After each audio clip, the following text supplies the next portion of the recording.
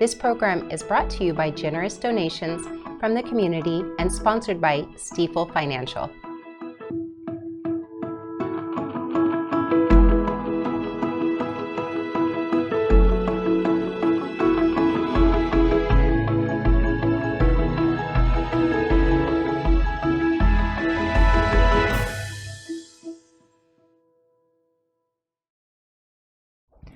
Good evening. I'm Jenna, your host for tonight's edition of Nevada County Now. For those who hung in there at the Grass Valley City Council this week, you know that it wasn't all business as usual.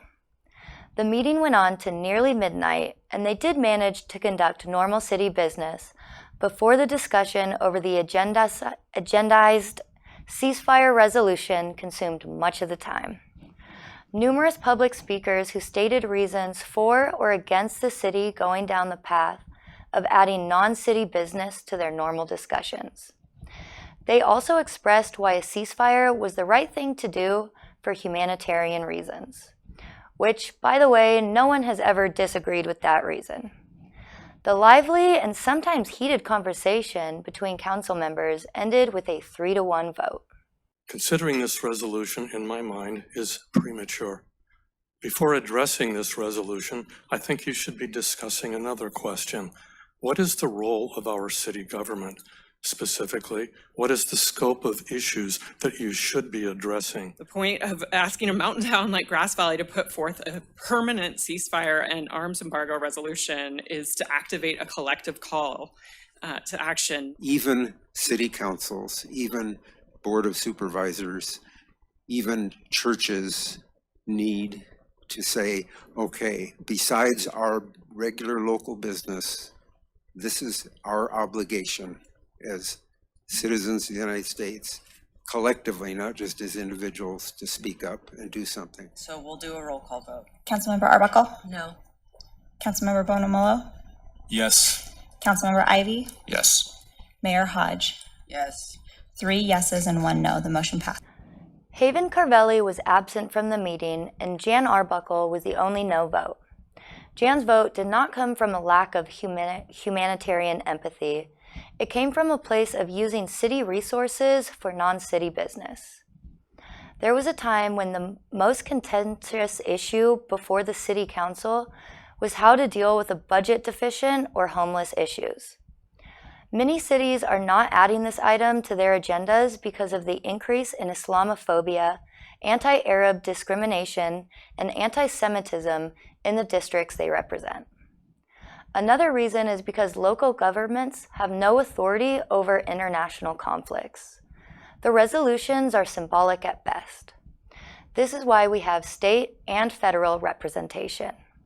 Both of these items were brought up in our local discussion. And although many believe global problems are local concerns, which is true, the question remains if this was the right platform for the topic. Mayor Hodge did express many concerns over the resolution and how poorly it was crafted. She really struggled with passing something that no one would admit to where it came from. She asked if this was just plagiarized from the Nevada City resolution or if one of the council members wrote it. Who wrote this? Who submitted it? Silence. Has everyone on this dais read this resolution in its entirety? Yes. Twice. And highlighted.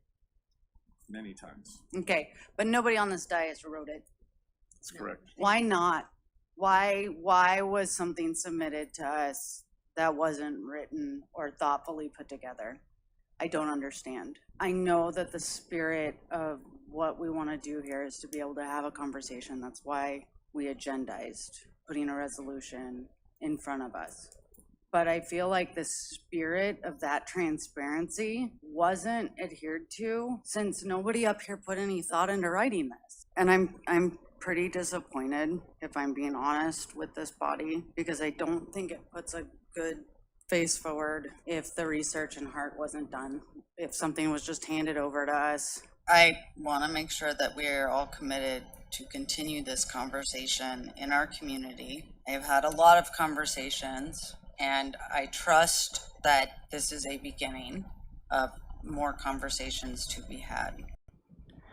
She went on to add that this is clearly not our best work before calling for a vote. Still clearly frustrated at where the document originated from, it does bring up a concern. If we are putting into record resolutions, ordinances, or any form of documentation, is it not imperative that these documents be carefully worded? Should it not be required to know where they originate from? Who submits them? Public information requests can be made by anyone, and without factual information of the originating documents, it can be construed that this wording came from city staff or council member. Don't go away, we'll take a short sponsor break and be right back. Thank you to Stiefel Financial, proudly helping individuals pursue financial goals, businesses and organizations raise and protect capital, and communities offer a higher quality of life. To learn more, visit www.stiefel.com.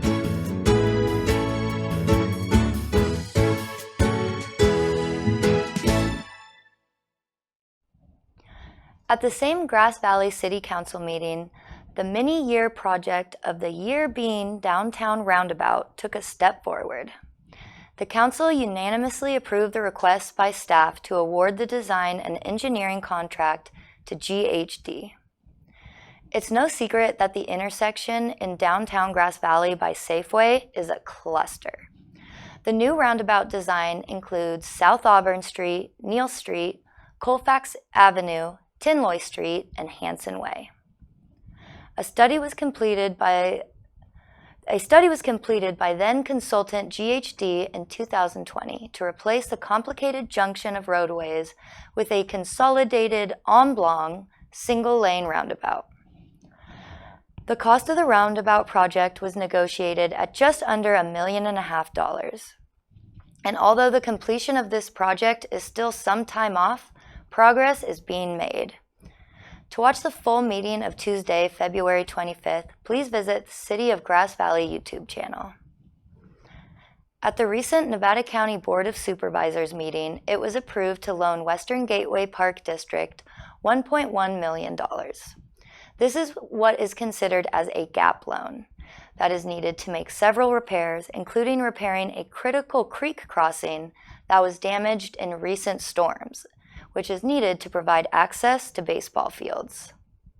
The loan will also be used to improve the ball fields, fixing areas, and build a new RV park, which will provide an opportunity for tourists to stay and spend their tax dollars with local businesses. Construction is scheduled to start in June after the threat of winter storms is over. In addition to the loan, the Park District is already approved for a $1.1 million state grant through the California Parks Rural Recreation and Tourism Program, which the county helped the district write. The catch, these funds are only available on a reimbursement basis. The small park district does not have enough reserves to front the money on its own. Brandon Linden, chair of the Park District, stated that there's no way we can do this project without the loan. Supervisor Sue Hook, who represents the Penn Valley area, said that Western Gateway Park is important to her constituents. It ensures our children have a safe and accessible place to play and is a priority for our community. She added that providing this loan to the Park District, we are investing in both our infrastructure and the well-being of our local families. The district is asking the state to advance 80% of the funds for the project. If that happens, the district will only request a county loan of 20% to make up the gap. The Park District is operated and funded independently of the county as a special district and has operated off a $12.94 per year per parcel fee since 1998. Don't go away, we'll take a short commercial break and be right back.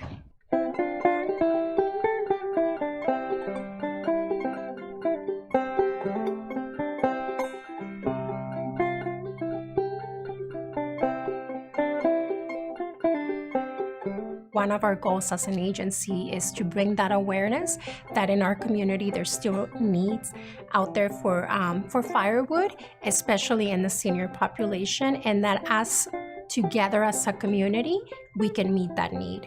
Each year gets a little harder and a little harder, but just seeing this, I feel like one of the lucky ones.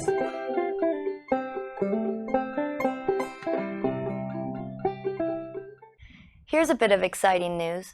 The County of Nevada is accepting applications from students in grades 9 through 12 for the inaugural Young Entrepreneurs Pitch Week that will happen April 28th through May 2nd.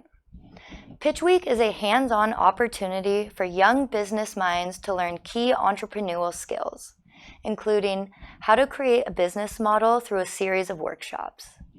This is followed up by a showcase event, Shark Tank style, where participants will compete for cash prizes. Although this event is a first for Western Nevada County, it draws inspiration from the successful Youth Pitch Week events held in Truckee and Tahoe region. Pitch Week is free to attend and open to all students in grades 9 through 12 from Western Nevada County high schools. A total of 24 spots are available. Applications are due by 11:59 p.m. on Monday, March 24th. Interested students can apply online at www.nevadacountyca.gov/pitchweek. During Tuesday's Grass Valley City Council meeting, the council approved the removal of 3 redwood trees near the police department and 3 deciduous trees adjacent to City Hall. The tree removal is intended to mitigate structural and safety risks, ensure compliance with the city's vegetation ordinance, and support best fire safety practices. The staff shared information as to why the redwood trees were clearly not the correct tree to plant in that location. They also felt it was a perfect opportunity to set an example for what a fire-based landscaping could look like. If they're asking the community to adhere to fire mitigation requests, it's best to start with them.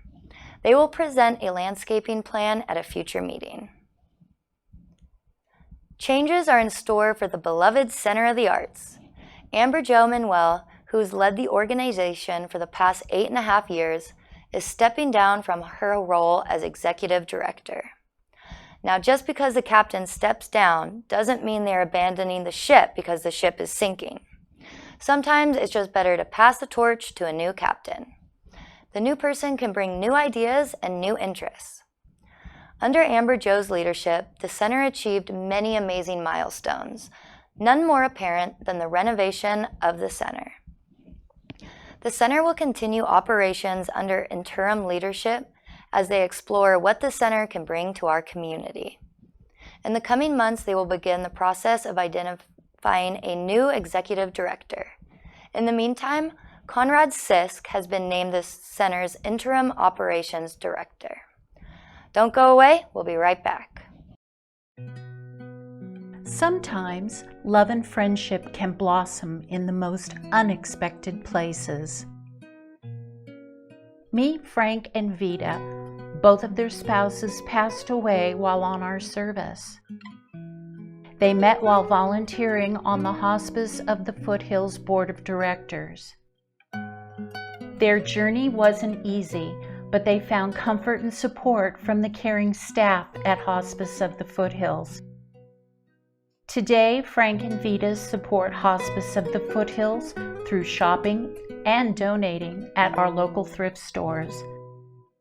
By volunteering and being community ambassadors for our mission to provide compassionate end-of-life care for patients, families, and the community.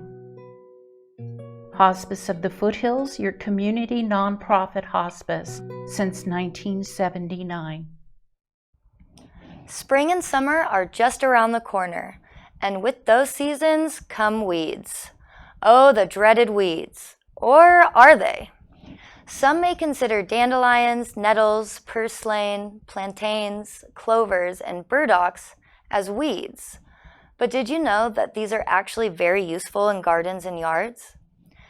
Dandelions are often mistaken for a weed and are one of the first flowers to spring, nourishing bees and insects with their generous pollen and nectar.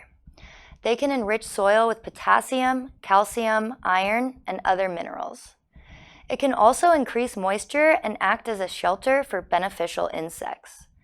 These can even be eaten and are a good source of vitamins A, C, and K. Nutritious greens such as nettles can be added to soups and stews. The leaves can be used to make tea that may help with respiratory issues and allergies. Purslane is a hardy plant with fleshy leaves, reddish stems, and small yellow flowers that is packed with nutrients and omega-3 fatty acids. Plantains are high in vitamins A, C, and K, and the seed husks contain fiber and can be used like psyllium husk. The young leaves can be used in salads or soups. The ground clover can help fertilize soil. All parts of the plants are edible and can be used to make tinctures, teas, and salves. Burdocks roots have been used as a digestive tonic and blood purifier. The roots can loosen compacted soil and bring minerals to the surface. So before you pull, consider these plants as part of the community ecosystem and potentially your pantry. Well, folks, thank you for watching this edition of Nevada County Now. If you would like to help contribute, write stories, appear on a show, or even become a host, please check out the details on our website at nevadacountymedia.org/NCN. This program is local news and information brought to you by locals. Remember to stay safe, take care of each other, and get out there and explore all this community has to offer.